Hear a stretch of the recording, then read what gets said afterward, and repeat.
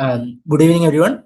I am Steve, your anchor for this evening, and I welcome everyone for the session today, organized by Talking Films Online.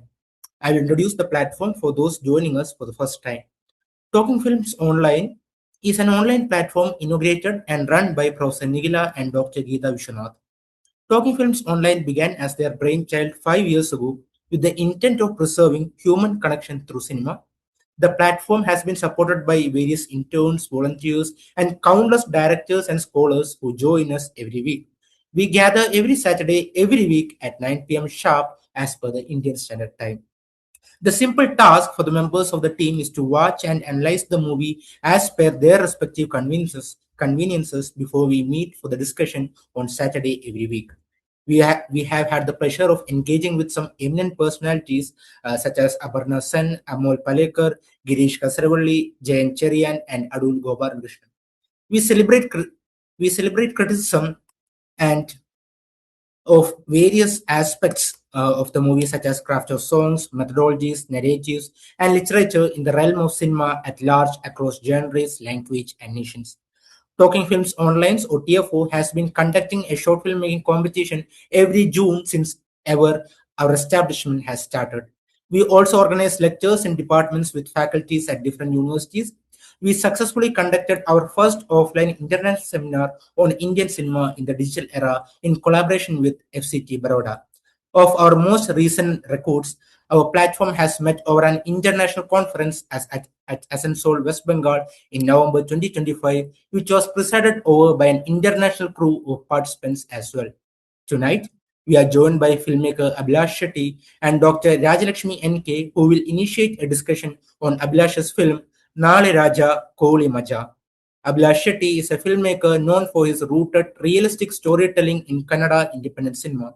He gained critical recognition with his debut feature Kolital, which was showcased at several international film festivals, and further strengthened his voice with Naale Rajaa Koli Majaa, earning both festival acclaim and a theatrical release. He transitioned from a corporate background into filmmaking, consistently portraying rural life, cultural nuances, and human relationships with authenticity. Coming to Dr. Rajalakshmi NK, she is a retired associate professor and former head of the Department of English at University College, Mangaluru. She has edited 6 scholarly volumes and translated major philosophical and literary works into Kannada, including the recent book Samadhi by Purida Asamarupati. Her forthcoming book explores the cultural and social history of the Andaman Islands. Currently, she conducts workshops for school and college teachers on brain-based learning, focusing on cognitive development, neuroplasticity, and pedagogy through the lens of neuroscience. She writes and lectures in both Kannada and English, engaging with scholars and educators across linguistic and disciplinary boundaries. Ma'am, I invite you to initiate the discussion on the film Naale Rajaa Koli Majaa.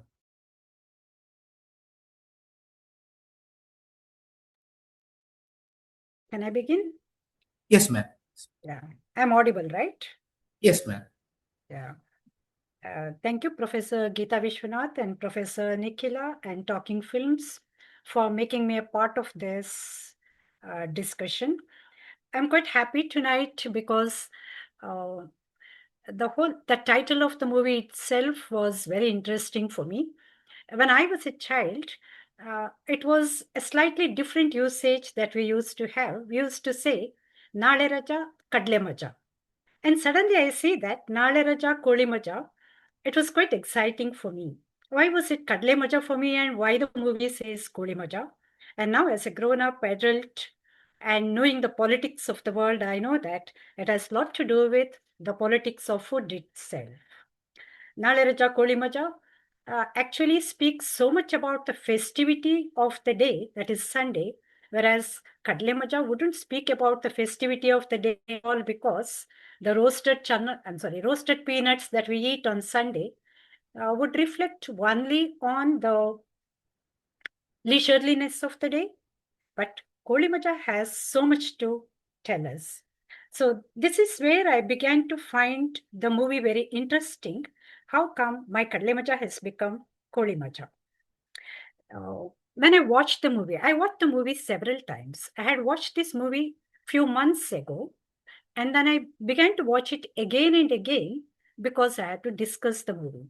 More I watched it, more entertaining it was. At the outset, it may seemingly appear to be a very simple movie, perhaps. But then, when I watch it through the lens of Gandhi Jayanti, it opens into a rich philosophical and cultural landscape because it has so much to give me in terms of philosophical and cultural landscape when viewed through Gandhi Jayanti. What unfolds, we know that Gandhi Jayanti is supposed to be a day to remember Gandhi, but along with Gandhi, perhaps we remember his values as well. Because Gandhi is no longer a person for us, he's an ideology, he's an icon of values. Perhaps it is celebrated mainly because of the iconic significance that Gandhi has. Uh, let me begin. Let me begin by talking a few lines about uh, the title itself. The title is Naale Rajaa Koli Majaa. And on Saturday afternoons, perhaps the children will be very excited and very happy that the next day, the Sunday, is going to be a holiday. So tomorrow is going to be a holiday. The literal meaning of the title is tomorrow is a holiday and we are going to have the chicken treat. That's the Sunday special or Sunday, special Sunday as such. But it speaks about the festivity of the day for them, not just the leisure. They're going to eat chicken the next day. For children, it's a feast the next day. So, uh, if it is just about Naale Raja Koli Maja, it would have been a different kind of another Koli Tal perhaps, wherein it is about the warmth of the relationship or the rural backdrop, the significance of the place alone. But this particular Sunday happens to be October 2nd and Gandhi Jayanti. That makes all the difference to the movie. It appears to be a continuation of Kolital. So what is important here is Sunday happens to be Gandhi Jayanti. So that is where Naale Rajaa gets questioned. What happens this Sunday because it Gandhi Jayanti? Um, the premise of the film goes like this. There is a 7-year-old girl who loves chicken and she is dreaming of eating chicken on Sunday. And this Gandhi Jayanti day turns out to be a different Sunday for her. She won't have chicken because the state has supposed to be a day of non-violence. She waits for Gandhi Jayanti is actually uh, celebrated in order to honor Mahatma Gandhi, but his idea of non-violence was never about the external enforcement. It was actually the discipline of the self. And it was not about banning meat or alcohol. It was actually cultivating the inner restraint and mental clarity. In the movie, we see that it's a day of enforced morality. Right at the beginning of the movie, we notice that the teacher in the classroom tries to tell the students, "Oh, it's Gandhi Jayanti, it's Sunday, but all have to come. If you don't come, Monday is the test, and you will not be allowed to take up the test." This sentence actually reminded me of Althusser's idea of ideological state apparatus, wherein ideologies are imposed by the state, but then it is not visible. And that's what exactly I felt when I was watching this, when the teacher is trying to threaten them. That is a repressive state apparatus, wherein you try to threaten someone, you try to show your power, and then you try to make them do what you want to do, the exercise of power. And then later on, once Sneha is not getting up from a bed, the mother again reminds so. See, get up, it's Gandhi Jayanti, you cannot refuse, you have to attend, etc. So, this is where we see that Gandhi Jayanti Day in the movie turns out to be a day of enforced morality.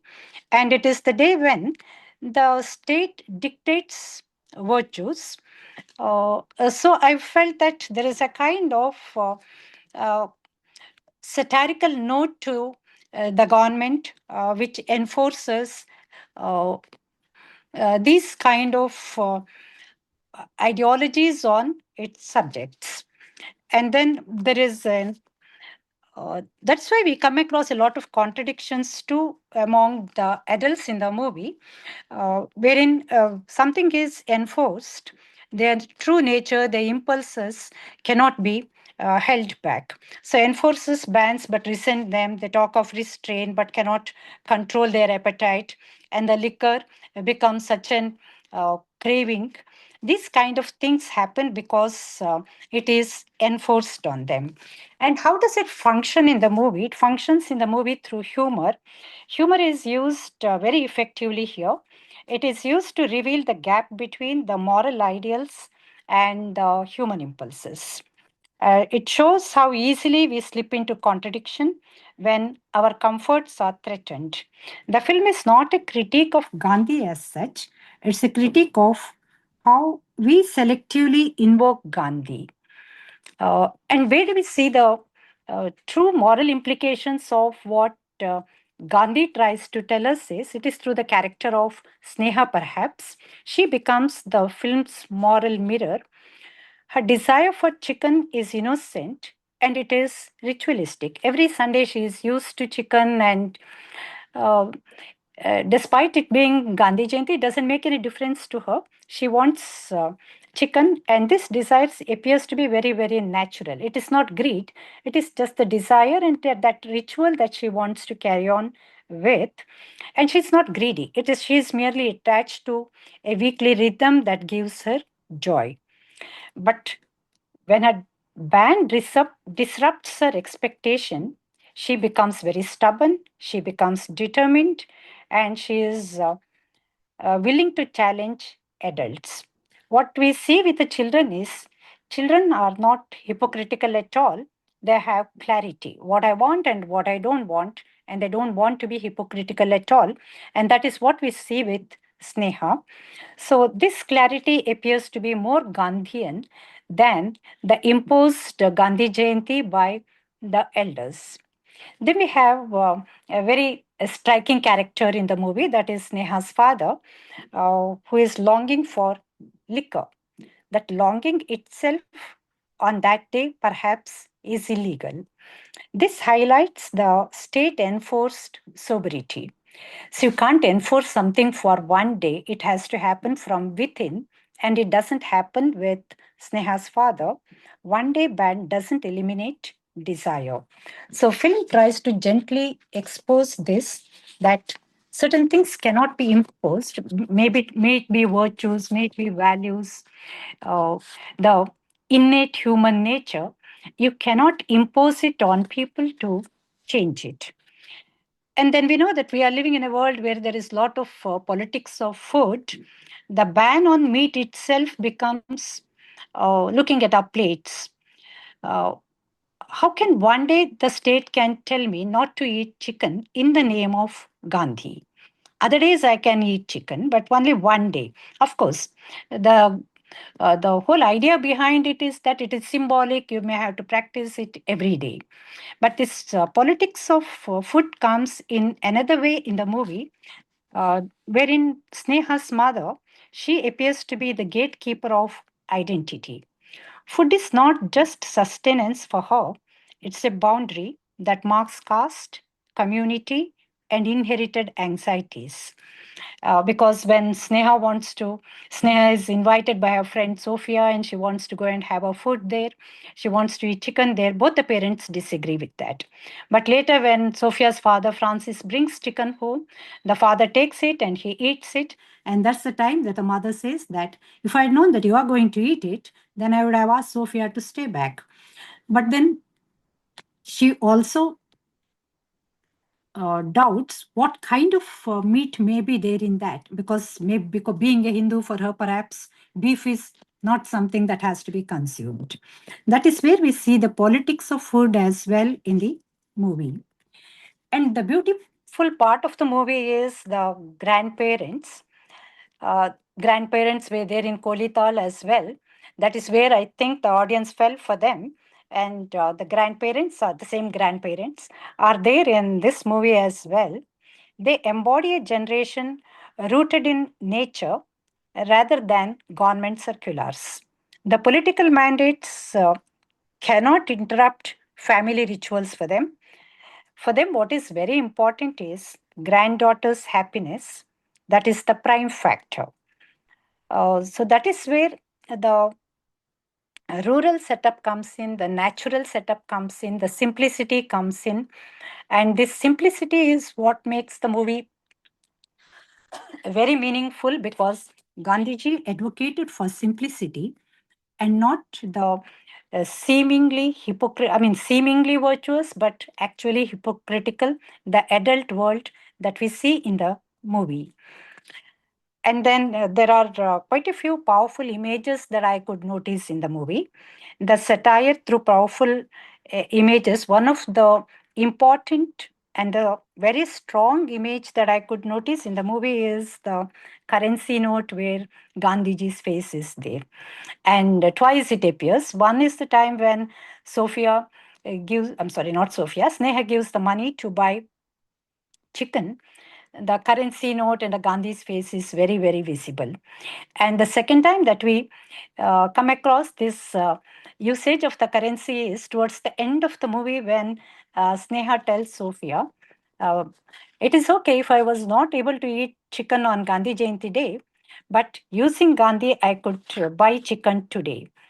That means um, these symbols, they try to tell us that we are using Gandhi for our convenience today.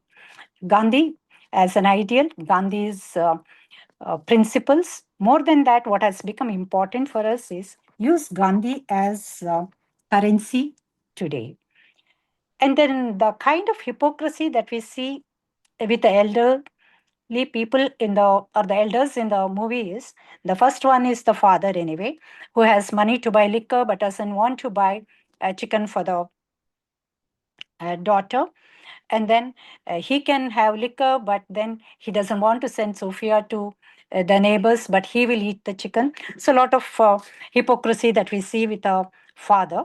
Then we come across an elderly man who is puffing a cigarette when Sneha goes in search of the chicken. He gives a long lecture on non-violence and morality and Gandhi Jayanti and all that, wherein it appears to be a performative morality, a society trying to police a child's plate while overlooking its own contradictions. And we know that this is a regional movie, but then this regional movie is capable of reaching the world mainly because uh, this deeply regional film speaks very easily to the global audience. That's mainly because the contradictions that we see in the movie, they are human contradictions. They are not regional contradictions. They are human contradictions. And world over, it is visible. The human contradictions are very visible world over. And that is where we feel that this regional movie can reach the global audience very, very easily. And I could see three insights of Gandhi's philosophy in this movie. One is nonviolence begins with self control and not through external bans. External bans cannot create inner discipline. This is one of the important things that I repeat. Like I could get Gandhi's three philosophical insights. The first one is this, that nonviolence begins with self control, and this external ban cannot create inner discipline.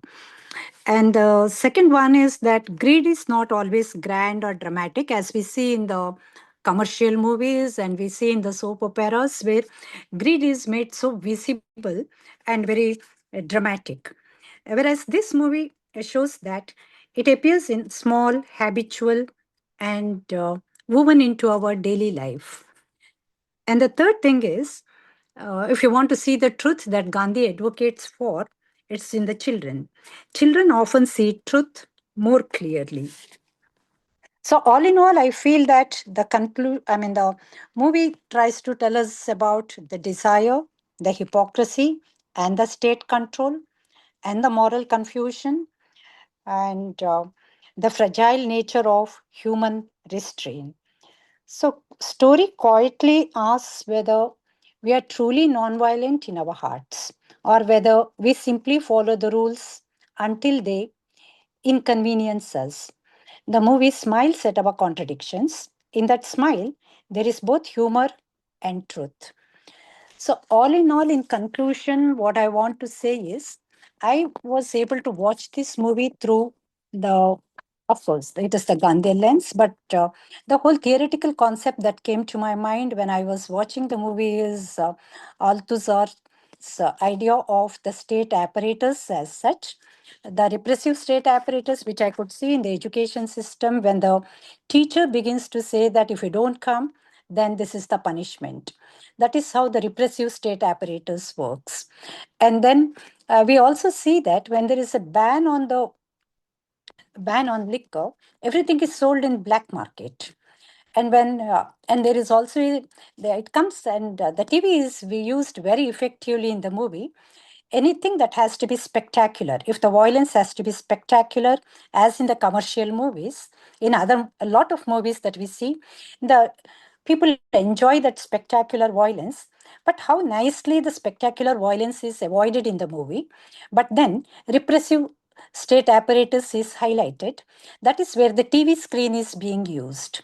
The news appears on the movie, on the TV screen. Father is drinking alcohol and watching the TV screen.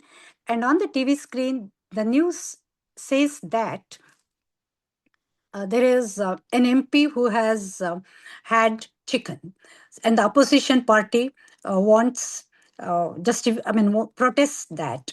And after a while, and then when it goes on like that, after a while, the TV news continues saying that there was meat and liquor sold in black, and there was a lot of people, and then the police had to intervene, and there was lathi charge. Where you see the violence on in the form of news on the television screen, and the father is sitting and drinking alcohol, and he looks at it and he says that how stupid are these people. Like, he doesn't realize that he finds them stupid, and somehow he has managed to get some liquor and consume it. And when ideological state apparatus is not followed, state uses repressive apparatus. That is where repressive state apparatus, wherein somehow the state tries to control. When you try to control people without meaning, what happens is people try to escape it. And if they're allowed to perhaps live naturally, they will be able to live their virtues, as we see with the grandparents in the movie.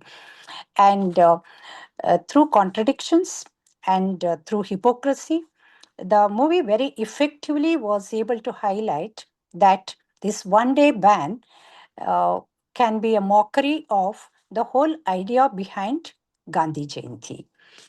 Uh, with this, I think I'll close my initiative.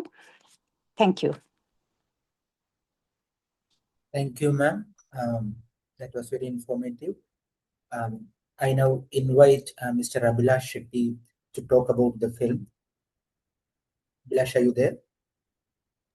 Yes, I'm here. So, yeah, do you have any questions I can answer? So, Yeah, maybe Abhilash can come in, when there are more questions or comments at a Okay. later point. Isn't it, Abhilash? yeah, it will be better. So, yeah. Okay. Yeah, Can so, I? yeah. No, Nikhila, you have something to say. Please go ahead. And no, I was just thanking Yeah, I was just thanking Rajalakshmi for the wonderful introduction, and also thanks to Abhilash for making time and joining us today. So basically, while Rajalakshmi approaches it from the point of view of uh, uh, while she approaches it from the point of view of Gandhi Jayanti, I was thinking about the food in terms of, I mean, I was thinking about chicken as food in the film in terms of the many prohibitions of which Gandhi Jayanti is one. So there is prohibition around, chicken eating from a number of different, in a number of different ways.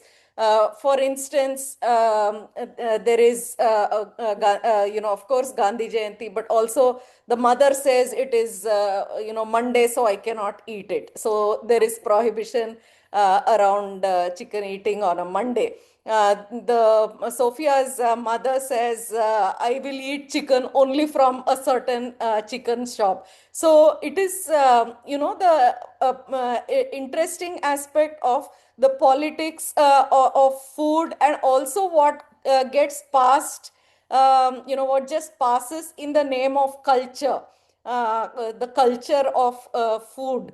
So one and in the grandparents' house, the whole practice of getting ready the chicken for cooking. So it's like a whole ritual that we actually get to see. And again, when they try to get the chicken for at the grandparents house, there are some hens that they have kept aside for God, so they cannot be eaten. So to me, this film was really about the architecture of culture that we have built into practices of food consumption, various kinds of prohibitions that come into this process. The overarching one, of course, is Gandhi Jayanti, and as Rajalakshmi Madam was saying, in her discussion, in her opening remarks, the hypocrisy of thinking that somehow Gandhi Jayanti practiced in this form will make your practice somehow more you will be a more authentic practicer or whatever of Gandhi's principles, and how that gets unraveled in the film. But also so many other rituals. Each place there is a different prohibition, and each time, as as Rajalakshmi ma'am put it, it is a desire meeting against various kinds of prohibitions, hurdles, and a simple enough desire to consume, a particular kind of food meets with, so many. I mean, she has to encounter so many different ways of thwarting that desire. So I was just expanding upon the point that Rajalakshmi made. Also, I found Abhilash, the references to Koli Tal very interesting. So it's again, it's though it's not a sequel or anything, but the internal references to Koli Tal were also there in the film. Congratulations on making such a subtle and it's not a loud film. It's a subtle film explored through the eyes of the child protagonist, who finds all these do's and don'ts, simply inexplicable. So through that inexplicableness, I think we are also made to interrogate our own practices, what we have built around food in the name of religion or culture or something else. Yeah, so I'll stop at this point. Thank you very much. Can I come in, Steve? Yes, ma'am, you can. Okay, yeah. Yeah, thank you very much, Rajalakshmi, for that excellent introduction.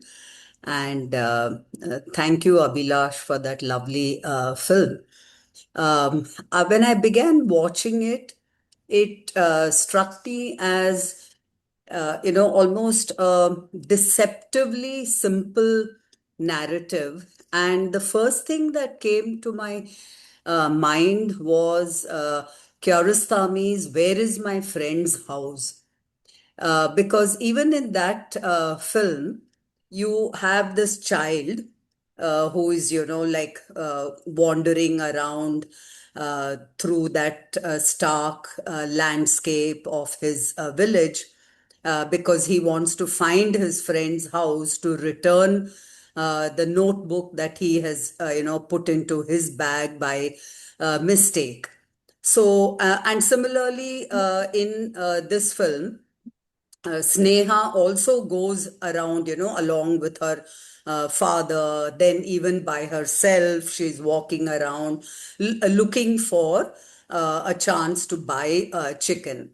So, Ahmed in Where is My Friend's House is kind of driven, by a very strong moral code. But what Sneha is confronting is it is something that is kind of imposed on her externally. And Rajalakshmi has already spoken to us about, statist ideology and Gandhian principles and all that. But what was really very interesting for me, and I must congratulate the filmmaker for, is he makes this child a girl child. And we all know that, the girl child is raised to be, kind of more compliant to the daily customs of the household. And she cannot be very expressive when it comes to her desire to eat something or not eat something. So, in that sense, the film kind of, it disrupts our expectations around gender and food choices and agency. And another thing that I experienced as a spectator, and I also found interesting, is the diversity and the multiplicity of the responses that the narrative, elicits towards this child.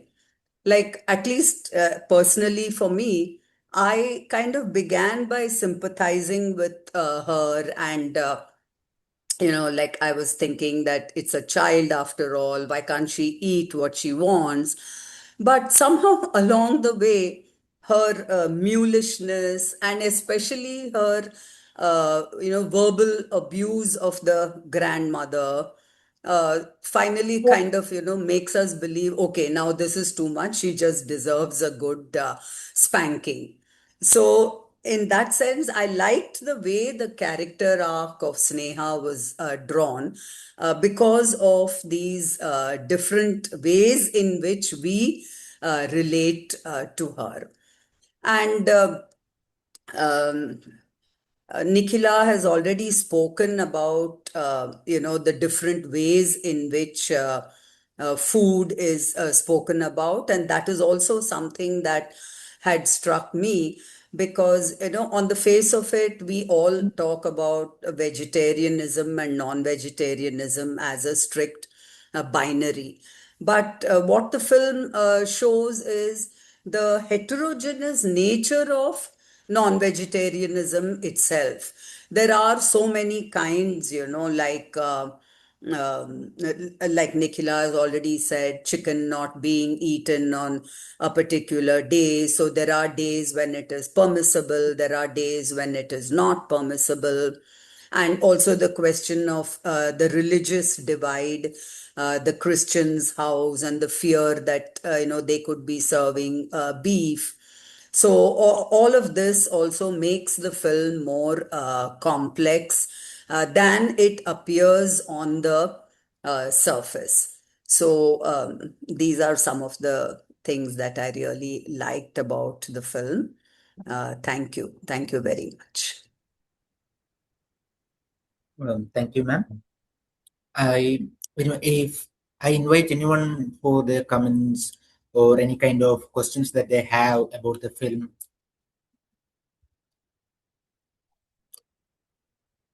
maybe Tarigeshwar sir can. Uh, can I come in? I'm Yes, Uday yes, Kumar. sir. Yeah. Okay. First, let me congratulate Abhilash for giving us a very good film, and wherein at the end of the day we are made to think on many layers of society and many ideas, and also the forum for providing an opportunity for us to watch this and participate in this discussion.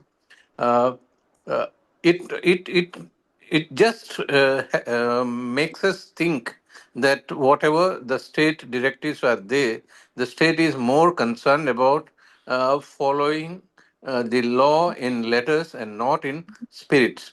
So therefore, as long as you close the shop, it's fine. But if you do whatever you do otherwise from behind, it's okay.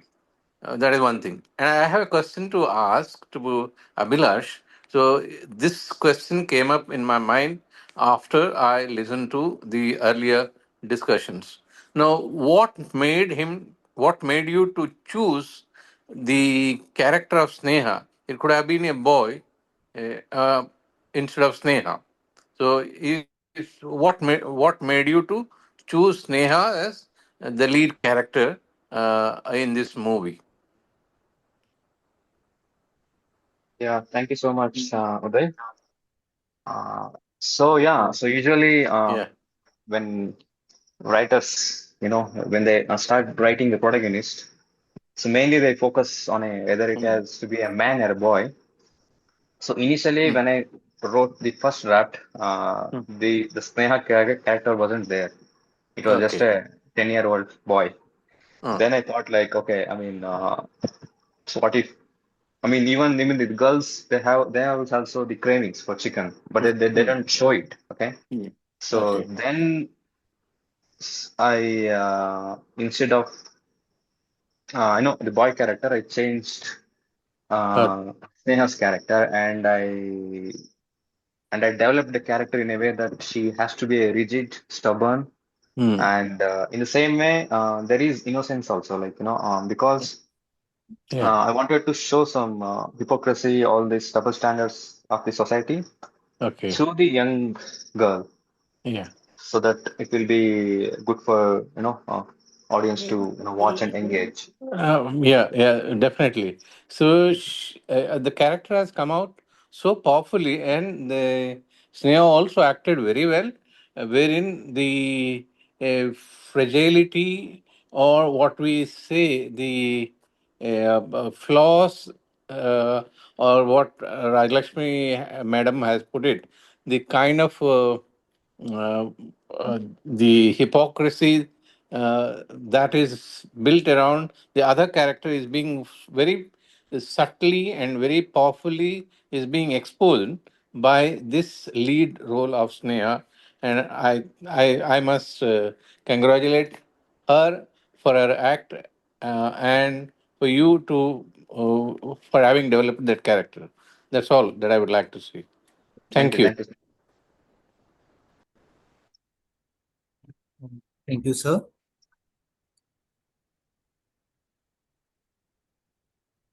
I would like to make a point here. Am I audible? Audible? Yes, yes. Oh, uh, the the film, particularly the meaning of the meal, is quite intensified through the repeated analogies and structural parallels across different levels. Actually, in this film, what I think it could be individual meal, weekly, or like the religious rituals, also the nationalistic fervor. In here, the filmmaker has done it very subtly that in the city, it is associated with the nationalistic fervor, nationalism, Gandhi Jayanti, and it is not allowed in certain days, that is associated with the nations and its upliftment. Whereas in the very other hand, in the purview outside outskirt of the city, in a village within the other community, they are not even bothered about the this particular nationalistic thinking, and they're not even they're not don't even know about it is Gandhi Jayanti, and they are not supposed to eat, and they got to know from the Sneha. But their chicken, they also do not eat chicken, but they are doing it for the demigod. So the food is here just very much structured and codified through two different ways. In city, it is with the nation and its different ideas of nationalism, and whereas in the other hand, in the village, in its mythical ways to connecting with the demigods. So how the similar chicken is associated with the two different things, how it is prohibited and when to eat. So it's much more subtle in that sense to portray our Indian society, where it's a larger Indian society. It is really like portraying, because it is showing the deeper social structure and how the city versus village, and also how it is food structure, and the meal is encoded, the idea of food is encoded through this, and it's a big debate for right now. So I think this film is particularly showing all the nuances of our society, and I think director is like present with us, and I want to just thank him enough. Like, his film is wonderful and we really enjoy it. That's a lovely film. Thank you. Thank you so much. Thank you, Santanu. May I I come see here in, sir? that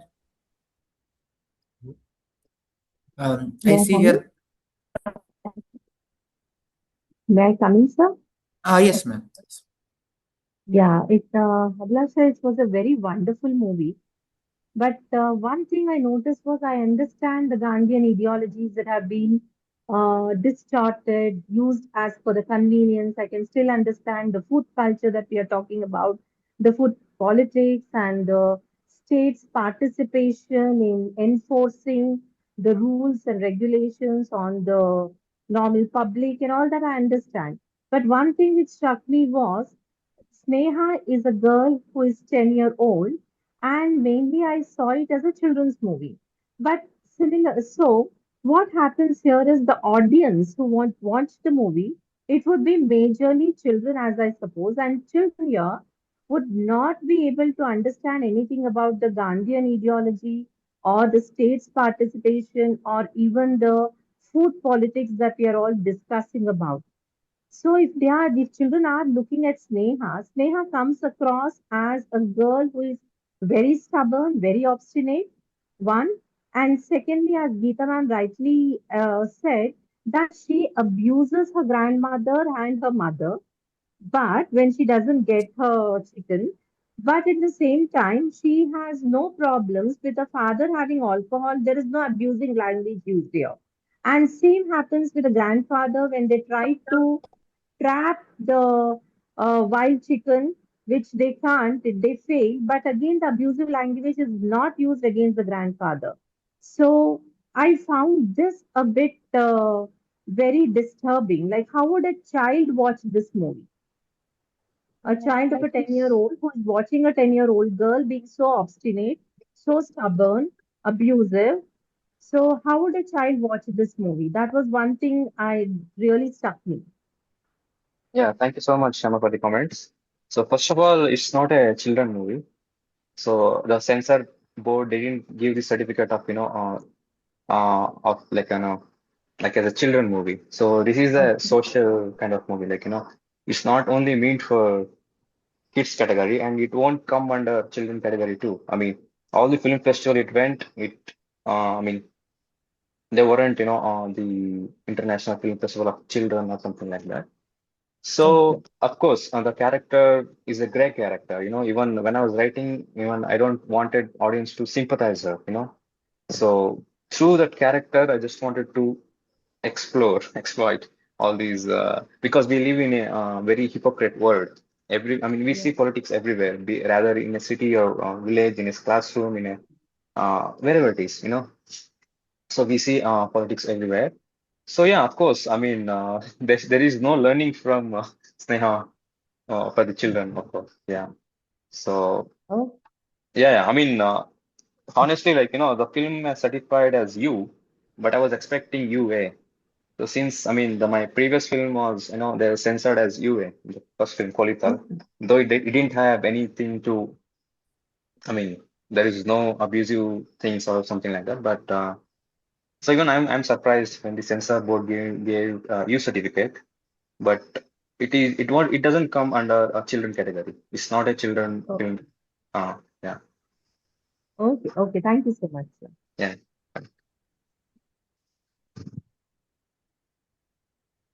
Rajalakshmi, ma'am, you are going to say something? No, no.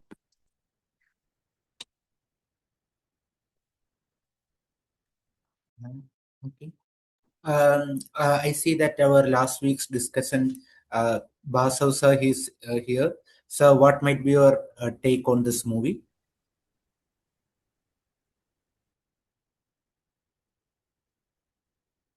Thank you. Yeah, I mean, congratulations to Abhilash on this film. It's a very interesting way to engage with a complicated subject. And like Nikhila ma'am mentioned, I was also very struck by the sort of the different cultural forces which he kind of depicts in the film, which create kind of a series of roadblocks, in the sense. So that I think that kind of that's I thought is also the craft of screenwriting comes through there, very nicely built into the screenplay while evoking this sort of cultural problem and how culture works in everyday life as a roadblock rather than an enabler, where we tend to think sometimes, and sort of the two sides of the culture, if we think of it as a as a coin, just yeah. Yeah, so I don't have a question, but yeah, interesting. But I would like to know how, if he would like to, if Abhilash would like to talk about how the spectatorship around this film and reception, and how within the Kannada spectatorship, because as many of us will know, Kannada film discourse has always been a little conservative in terms of how what values are foregrounded culturally, historically, even if we trace from the beginning of Kannada cinema to now. So that's why we have rarely had, say, apart from the even when we have had sort of artistic cinema like that of Girish Kasavalli or someone, there is still a certain conservative value being foregrounded even in those films. So I'm interested to know how Abhilash thinks of the spectatorship of Kannada cinema, because it seems like the expectation of what is Kannada cinema, it seems to be a very interesting question if we think from the spectatorship perspective. Yeah. Hi, thank you so much for the insights. So, yeah, like when I made Kolital, I got to know like how the film works, and of course there are audience for these kind of movies, and I'm not saying that these two particular movies or Naale Rajaa Koli Majaa is an artistic film. It's not an artistic film, and so yeah, I mean we had a great reception in Canada and in Indonesia and in the film festival in New York last year, and also in Eastern European countries. So we traveled around like 7 to 8 countries with this film, all the at the film festivals. So people enjoyed it, and also when it comes to theater, of course, since it depends on the how much budget you have for marketing these kind of movies. Uh, so yeah, I mean theater wise, it was okay. It was there for 2 weeks, and so once it was launched on Amazon Prime. Then I mean, even I was shocked to see the viewership we got. So I'm always thankful for the audience. And also sometimes, when we tell some personal stories, uh, we should know how to package it to reach the greater audience. And since I grew up watching a lot of the American movies, like films of Alexander Pine or any satirical movies, uh, so they know how to package it. I mean, so if you can watch any European movie with a thin layer of story, it might be boring for the general audience. So we have to think of the general audience when we write and when we make movies. When it comes to a cinephile or a film critic or a film journalist or people who are into cinema, just under 5%. So general audience percentage is 95%. So we can't ignore them. So that's how we have to make it as a package. It has to be some kind of entertainment stuff, comedy, humor, some some good moments. The graph has to be it should be up. So that's how it worked out. I mean, for me, both the films, Kolital and this one. And also, we got a DVD release in the US and also the Columbia University in New York. They have acquired the film for the film studies in their university. And yeah, since it's been like 1.5 years. I mean, still, the film is serving to many other countries and also in different form in its own way. So I am thankful to the audience. Yeah, that's it. Thank you, Abhilash. Anyone else maybe have some questions to the director? May I say? Yes, Tanmay. Uh, First of all, thank you, Rajalakshmi ma'am, for such a wonderful discussion. And it was a very nice film of lesson. I don't have a kind of particular question. I have just an observation that if you think of the film and the character as such, so the film is divided into two different settings. Like the first half of the film is centered around a city life, and the later part of the film is centered around the village. So there is two different kind of environment. One is the city, and one is the village. And technically also you also can argue that the girl which is Sneha here is also divided having she has this kind of a hybrid identity because of that. So if you put this social learning kind of thing, I think what Shama ma'am also talking about this kind of different notions in her that while at the same or at one time she is kind of very much stubborn towards her mother or grandmother, but not towards her father or grandfather. I think this notion of city as a polluting the space or village as a purer space than the city is kind of solidified into Sneha, and the environment can be then Sneha can be thought of as an extension of the environment she's kind of brought in and she's kind of familiar with. This basically goes with what Bandura talked about the social learning, where people are kind of develops that kind of attitude in which they are brought up.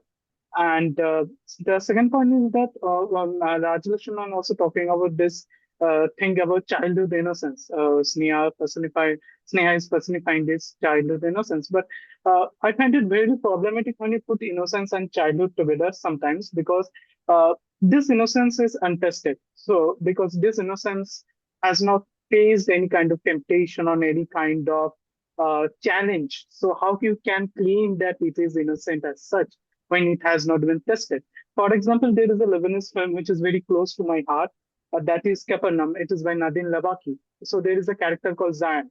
If you watch that film and think about his childhood, then you can really uh, think him as a kind of innocent character because although he's a victim of his environment there too, Lebanon is a kind of different space altogether and India is a different space altogether.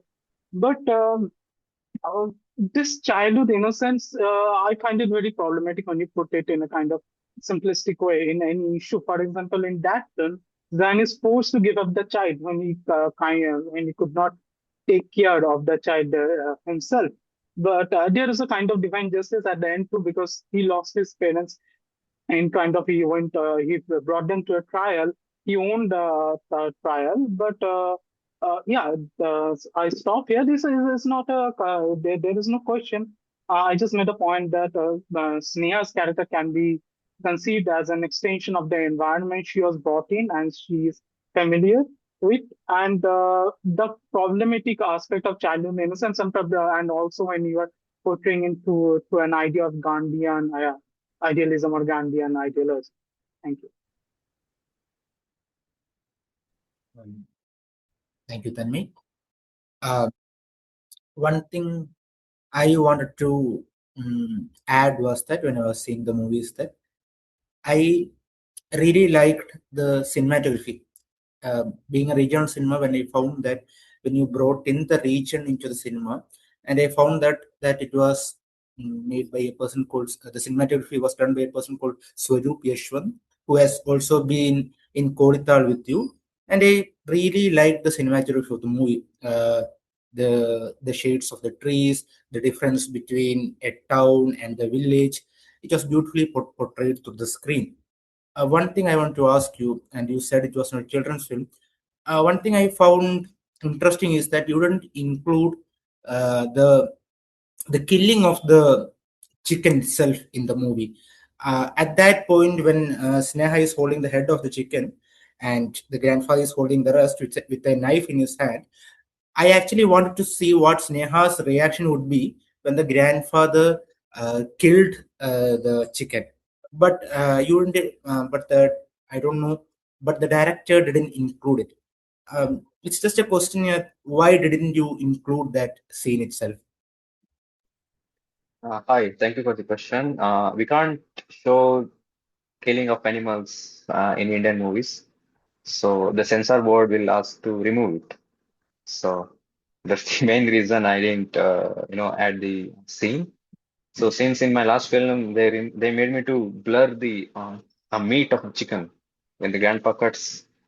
So so that's the one thing, in India we have to be very careful about with the animals. So, and we have to get the non-objection certificate from the animal board. We have to show them the vaccination report. We have to show them entire thing, it's very headache and it's very expensive.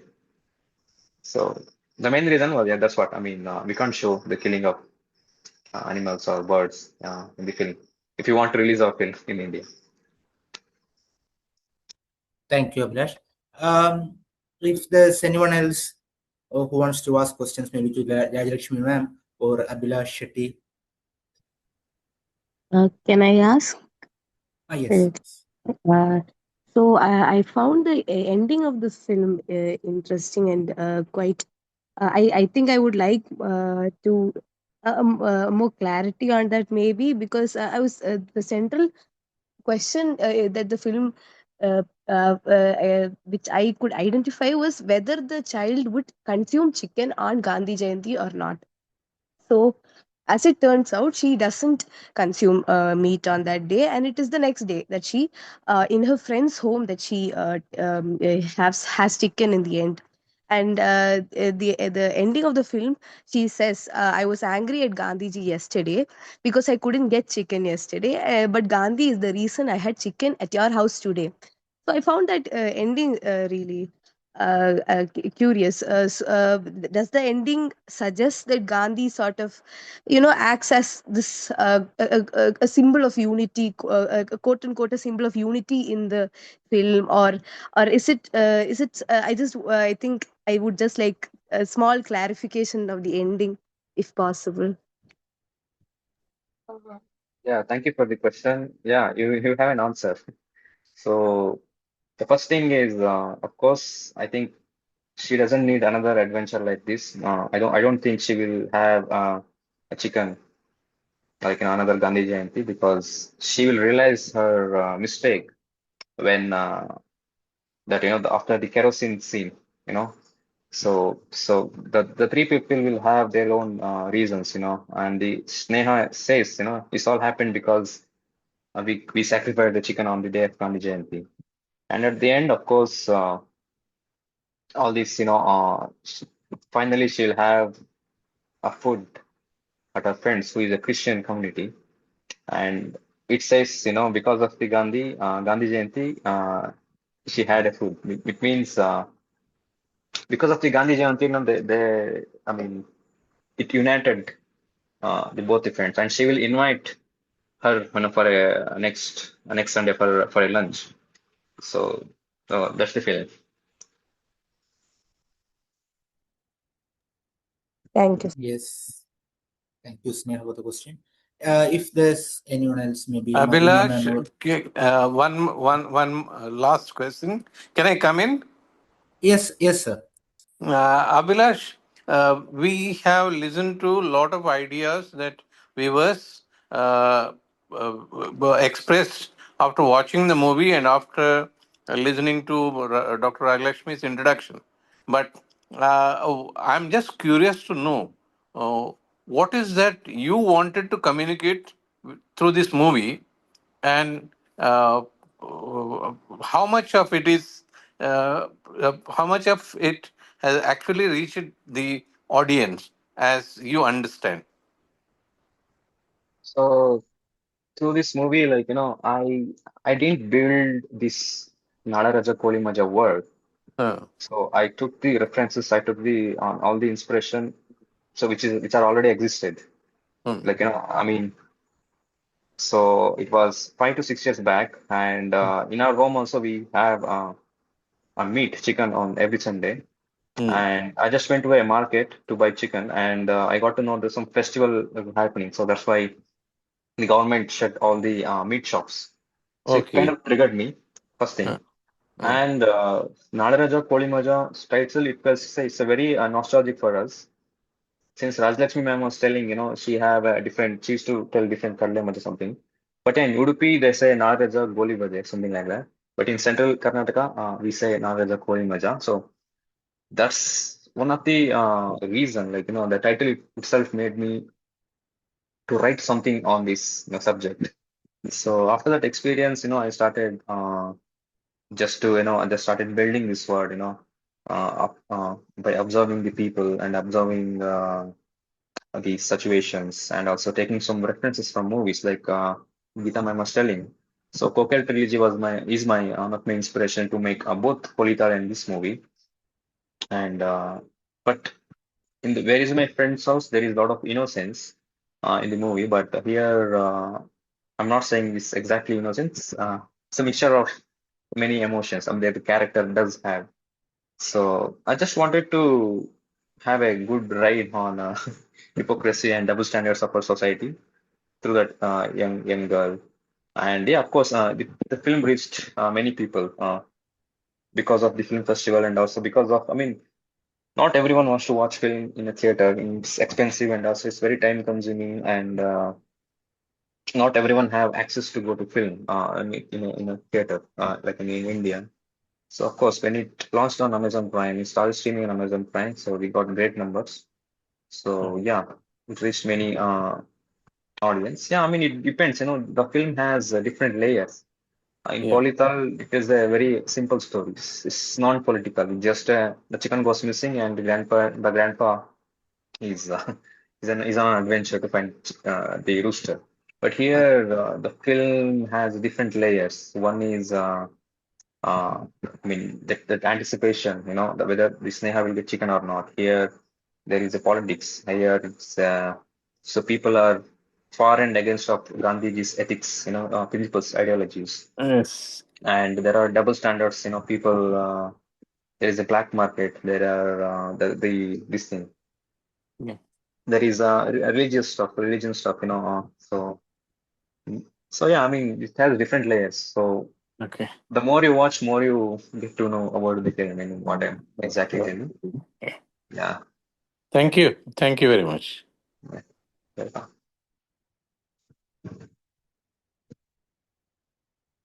Mm, maybe Targeshwar sir maybe have something to add to the film.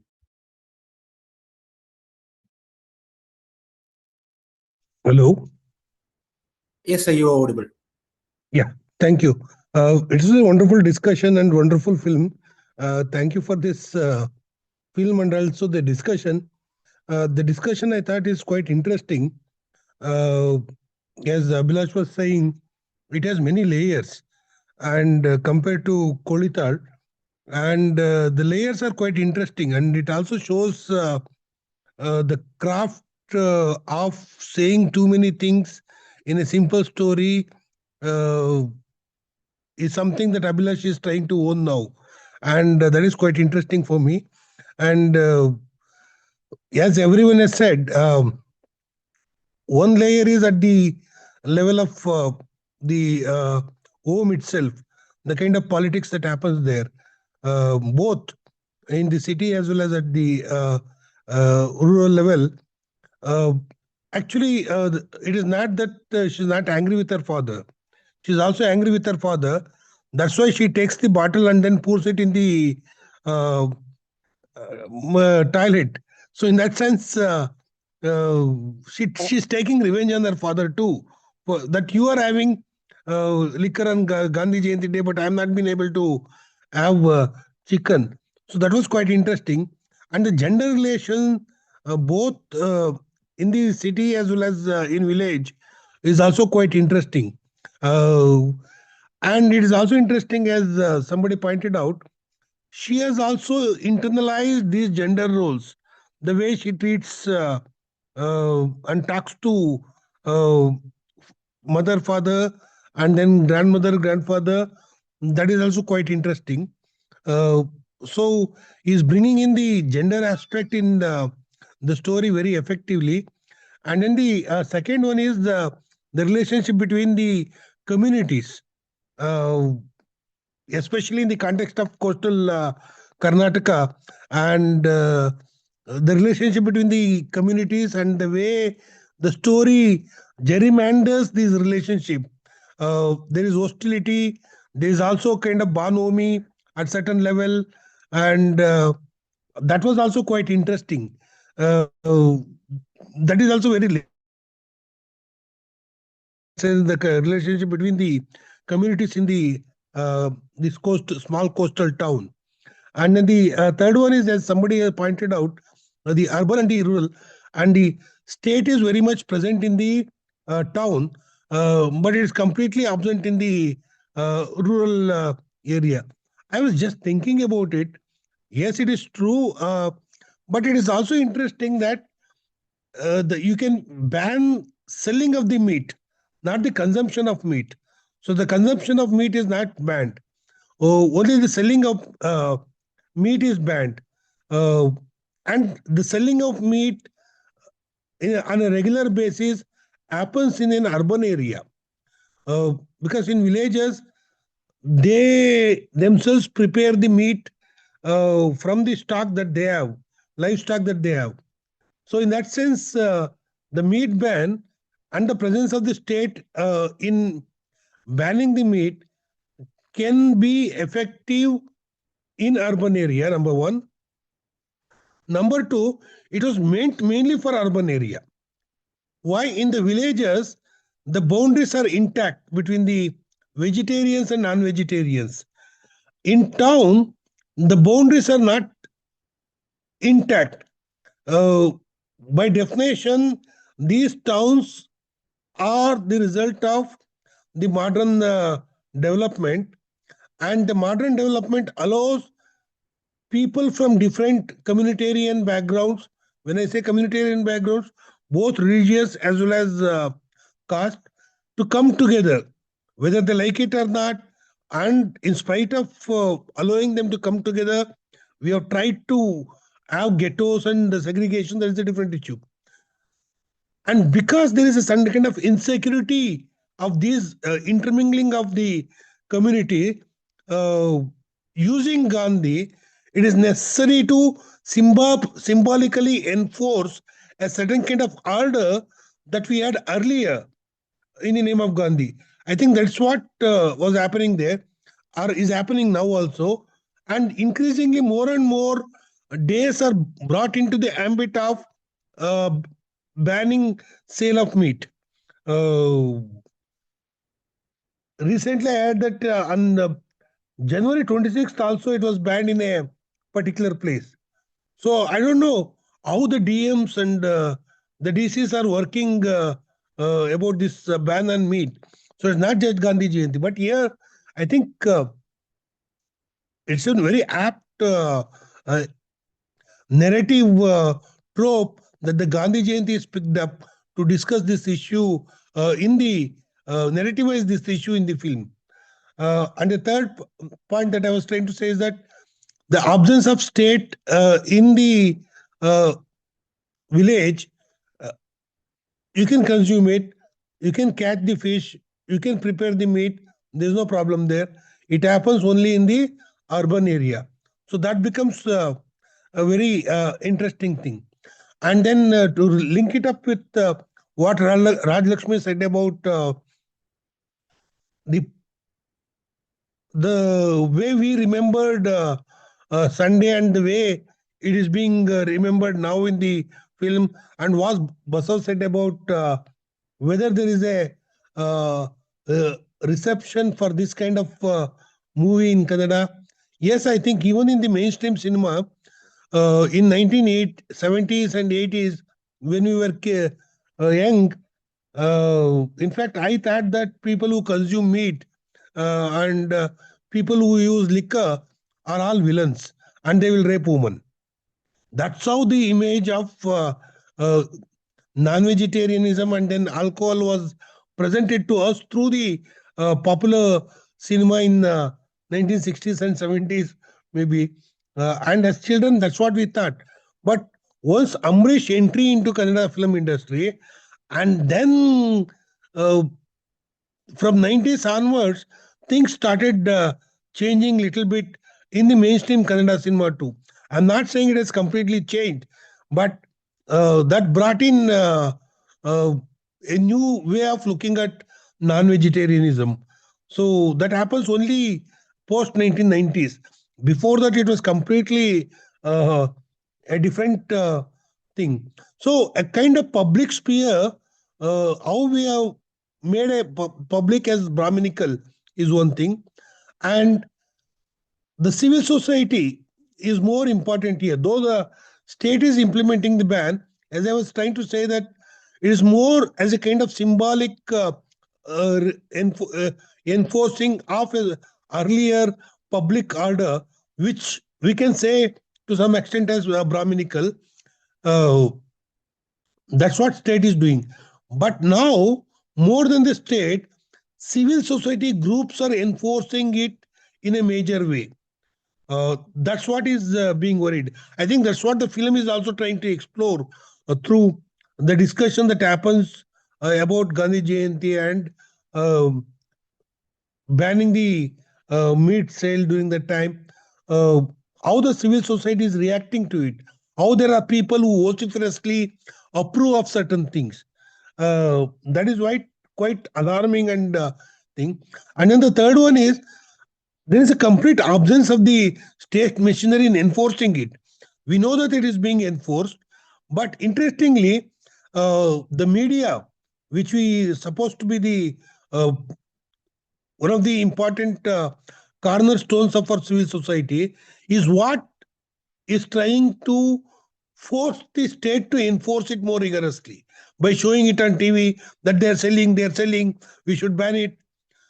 That is more fear mongering that the media is creating is more worrisome, which is supposed to be which shapes the public opinion, and how the media is trying to shape the public opinion, and how the civil society participate in this kind of taking the state power in their hands or forcing the state to act upon certain things. That is more worrying. I think when it comes to vegetarianism, caste, and things like that, more than the state acts symbolically, but the civil society is more vociferous and more dangerous, the way it is turning out to be, and the way the media is playing out. I think all these layers subtly comes out in the film. And thank you, Abhilash, for being these bringing these subtle things in a narrative way, which is so simple at the outset, but more complex as we get into it. Thanks to you for the film, and also thanks to Rajalakshmi for initiating the discussion. Thank you so much. Thank you, Tarikesh sir, for that input, and also on explaining how civil society acts more dangerously when it comes to ideology rather than the state itself. If anybody else has any questions. Yeah, I had a question for Abhilash.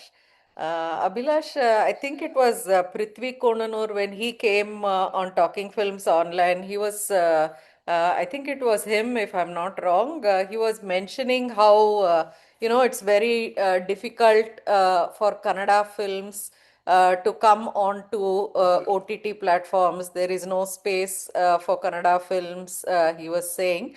So it's pleasantly surprising that a good film, and he was mentioning it in the context of how star films, that is, those films that are already theatrically successful, are the ones that are preferred nowadays on OTT platforms. It's not like earlier times when OTT platforms were really looking for new kinds of films or new content. Now they want those films that are theatrically successful, is what he was saying. So I was just wondering, Abhilash, in the backdrop of this, how your film, how easy or how difficult was it to get your film onto Amazon Prime Video? Maybe you can throw a little bit of light on how OTT platforms work specifically for Kannada films and specifically for films like yours. Thank you for the question. So yeah, filmmaking is 10% of writing, making, post-production stuff, but 90% is distribution. Uh, so there are a lot of movies in Kannada industry that still they haven't released, except film festivals. So that's what I was saying. Before. So there is no big space for Kannada films in OTTs like Netflix, Sony Live, and yeah. So they don't accept any kind of Kannada content in their streaming platform. So there we have like very small numbers, like a Prime or a Z5.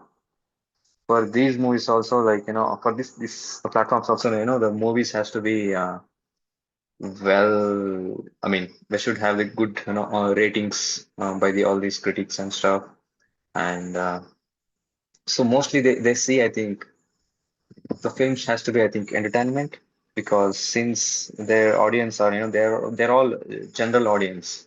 They are not cinephiles or film journalists, something like that, because there is a platform called Movie. Movie, they curate movies only for cinephiles. I mean, it will be very difficult for general audience to watch it and analyze it and understand it. So for me, like, once we had a festival run, somehow we released the film in theaters, all these multiplexes in all in cities, and we got raving reviews from the film critics and also from the audience who have watched it. And within a month, we pitched it to Amazon Prime, and yeah, they accepted it. They launched the film. I mean, they started streaming right after a month of the theatrical release. So I think it's important to like think about the general audience. So when we make movies, uh, so yeah, so that's the thought I always had, in my mind whenever I write. So it has to be okay. There are some aspects which has to be personal, but in the same time, I have to make it in a humor, even though the situation is serious. So I kind of try to blend it to a humor. I mean, in a like comedic way. So that's why it's working out. Even though if you can, so since we are, we know about the craft, we know politics, so we're discussing it. So if you go to any village, any like small towns, if they ask about the movie, they're like, oh, it was good. I mean, it was entertaining. The girl journey was great. I was just that's the reviews I used to get, all this from the audience. So Yeah, so I think I mean the film has to they should serve something, not only in a political way, not only like in a social message. It has to be engaging. So that's why I always write kind of hook points in in the movie, the intent of the character, then the obstacle, and there has to be hook in the film. Through that, I explore other characters, other situations, other all this stuff. So same happened with the first film, Destiny Village. The rooster goes missing, and it turned as a drama comedy, as a mystery. I mean, the grandpa goes on finding the rooster. So that's how. This is my. I mean, I have written like 6 to 7 scripts. So it's out of seven, I have made 2 films. So yeah, like in coming years, I'll be making more in a big scale. So yeah, let's hope for the best. Thank you, Abhilash. Abhilash, I read that in one of your interviews to Times of India that this is a trilogy. This with the film Koli with the chicken as being a main character, or this a trilogy. So, is there another movie coming out with the maybe a chicken? Yes, it's coming, but not anytime soon. So I'm planning to shoot next year. Before that, I'll be making another movie, which is very different from these 2 movies. So which with these 2 movies are white, then I'm making a dark movie. So I have a story for the trilogy. So I'll be shooting next year end. So yeah, I mean the 3 films will be set in the same universe, but the common factor will be a chicken, Koli. I think that's very interesting actually. Um, if anyone else has any questions, comments, Yes, can I come in? yes. Thank you. Thank you so much to both. Well, am I audible for most? Yes, you're audible. Okay, thank you.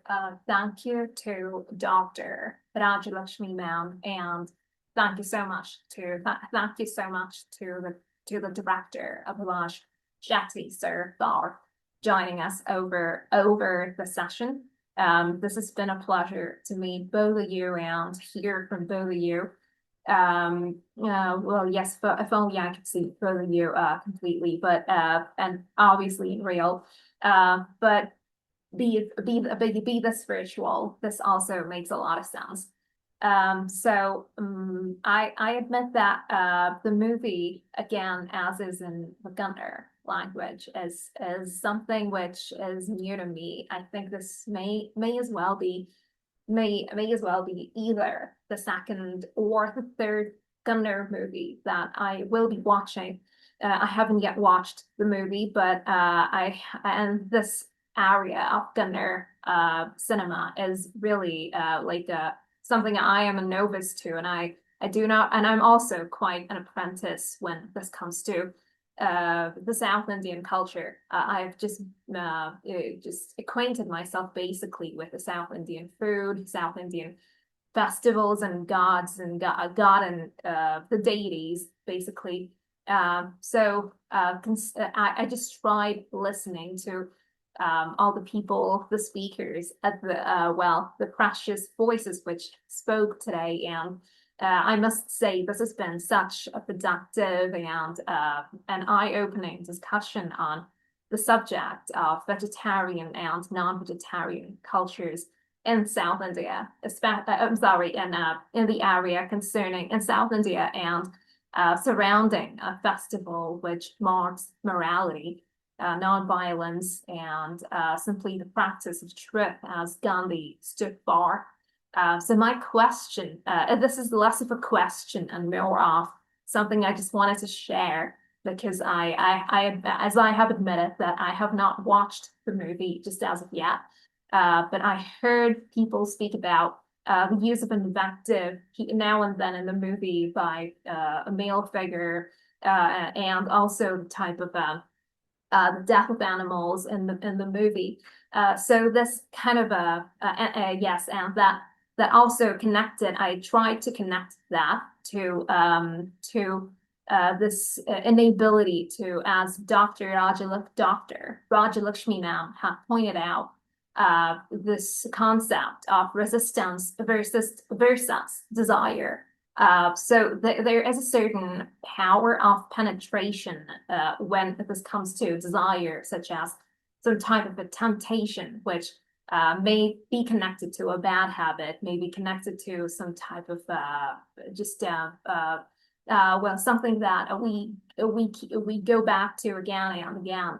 So there's that sense of penetration that I just draw as a concept, which again runners abuse with some potency, which has to do with masculinity.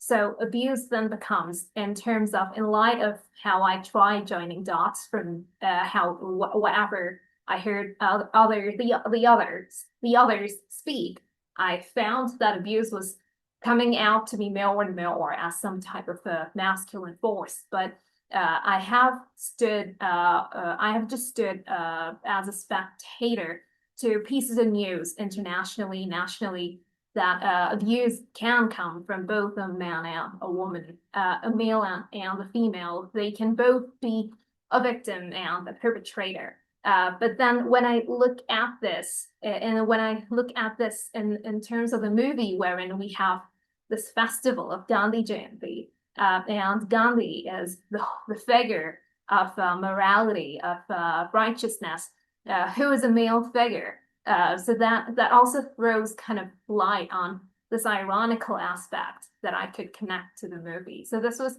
just more of like something I just wanted to share, just in case somebody else has anything to add. So if you have anything to say on this, yeah, I appreciate that.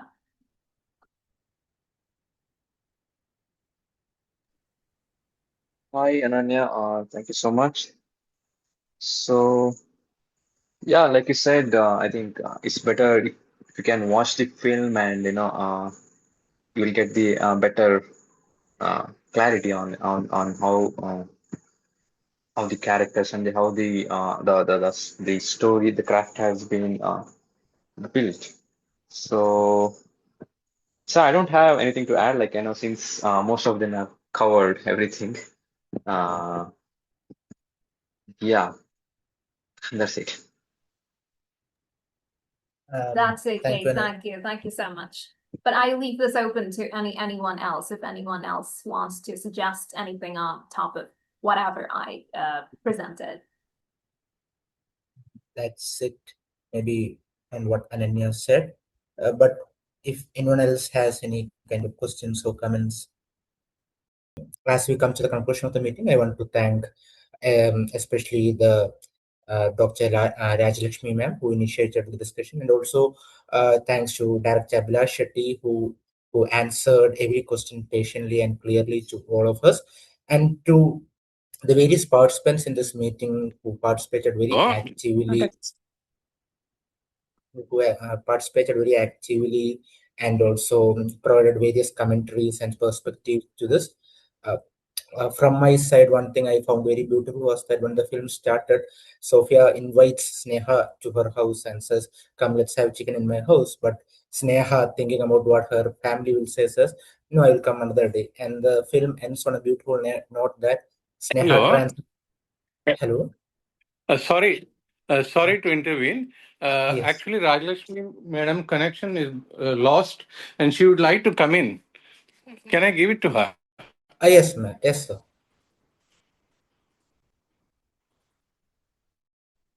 Just 1 second, can I talk? Yes, ma'am. Of course. Yeah, what happened was my phone, I was not able to unmute. I just wanted to congratulate Abhilash because apart from all that I said, it was a very entertaining movie as well. And apart from that, food politics and other things that I spoke of. And then when this movie we watched together, a lot of my friends also were saying that if Abhilash is going to make another movie, we would like to watch it.